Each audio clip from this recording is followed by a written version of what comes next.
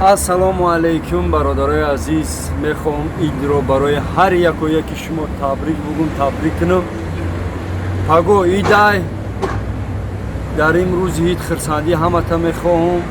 фарзандакотона бародарои ғариб идотон муборак боша. марҳамат ба хонаи мо гӯспанд мекушем, қурбонӣ кардагием. дар хонадони ҳар як кадомтон файзи баракат. алло ҳамата нигабон.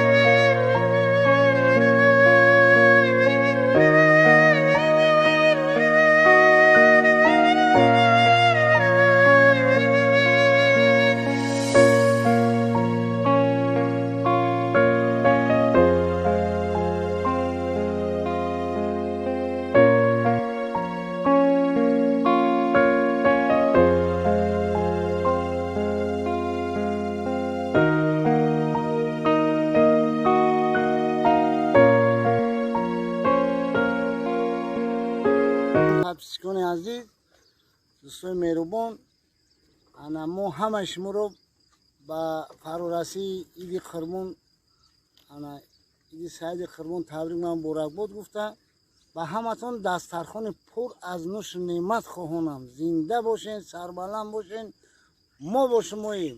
خداوند و همه ما شما رو با تا ایدی دیگر رسانمون درد سر یگون تنه بینیم. خدا انم خیلی مملکت ما سری و پری باشه و تنگی و امانی باشه و همه خدا عثمانی صاف بگو برده.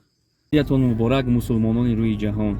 با یکی شما در این عید پرفیض و پرنعمت دسترخوانی با برکت رزق و فراز رو از درگاه نعمت الله بهرتان خواهانم. سلامت باشید. عیدتان باری دیگر مبارک باشد.